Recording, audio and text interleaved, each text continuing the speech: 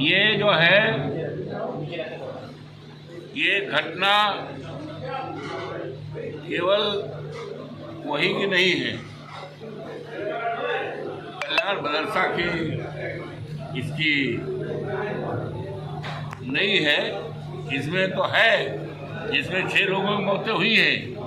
इसके बाद इसके साथ ही साथ बीकापुर जो टाउन एरिया का क्षेत्र है और बीकापुर कोतवाली से हार्डली 100 मीटर की दूरी पूरब तरफ है, वहाँ पर भी एक पांडे जी के मकान में विस्फोट हुआ, वहाँ भी हम गए थे, छत उड़ गई है और यहाँ तक कि बीम उड़ गए हैं, तो वहाँ भी इस तरह के हानिकारक, जिसमें एक की मौत हुई है, सरोवर यादव की मौत हुई है, एक घायल हुआ है। तो इस पर जो है हमारी मांग है कि इसमें जो मृतक हैं उनके परिवारजनों को 50-50 लाख रुपए का हर्जाना किया जाए सरकार की तरफ से, और जो घायल हैं उनके इलाज के लिए 50-50 हज़ार रुपये दिया जाए और उनका इलाज कराया जाए, सरकारी इलाज कराया जाए, जिससे वो स्वस्थ हो जाए, जिससे उनकी जान बच सके। और जिले में जितनी तहसील है उन तहसील के जितने थाने हैं, सीओ, उस सर्किल के सीओ पुलिस के और एसडीएम की एक टीम बनाई जाए।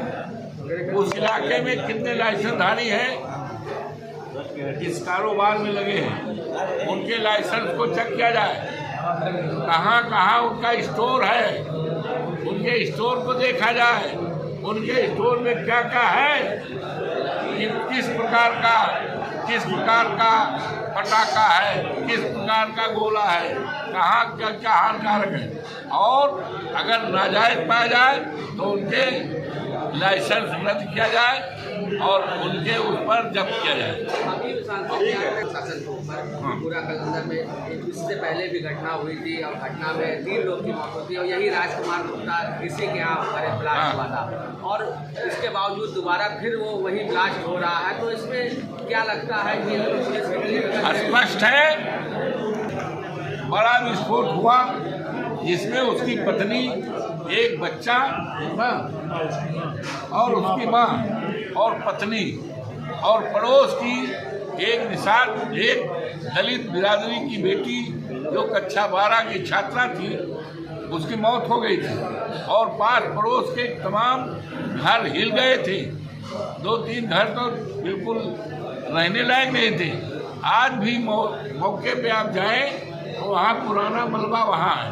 आज भी आप जाओ तो देखोगे जिन लोगों के मकान हिल गए थे, बड़ा धमाका हुआ था, अब वो बेचारे बना रहे हैं। तो जब एक व्यक्ति के द्वारा इतनी बड़ी घटना हुई तो उसकी निगरानी करना चाहिए था और लोगों ने बहिष्कार किया उसका। तो गांव के उत्तर तरफ जमीन लेकर के घर बनाया और उसी में बड़े पैमाने पर कारोबार कर रहा था, और जो कि थाना पूरा कलंदर से मुश्किल से 300 मीटर की दूरी पर है और ये धंधा चल रहा है। एक बार आदमी इतना बड़ा उसके द्वारा घटना हो गई, उसकी निगरानी होनी चाहिए।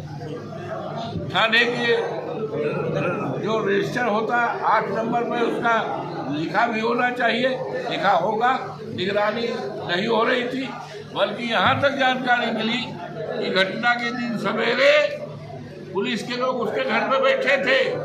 उन लोग कह रहे थे हफ्ता लेने आए थे, अब क्या करने आए थे भगवान जाने, लेकिन ये लोगों में चर्चाएं तो पुलिस की पूरी तरह से मिलीभगत से इस तरह की घटना हुई। और यही घटना शेरपुर में हुई है, शेरपुर पारा, शेरपुर जो कोतवाली नगर पालिका में आता है।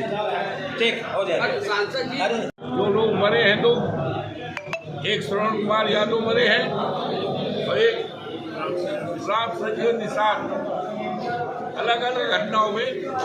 तो इनके परिवारजनों को 50-50 लाख रुपए का हर्जाना दिया जाए। और जो घायल हुए हैं जिसमें लेखपाल भी शामिल हैं, पांडे जी भी शामिल है और एक विजय, ये घायल है।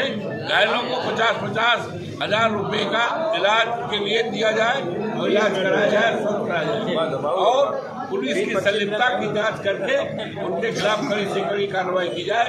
इलाके में और कोई घटना न हो।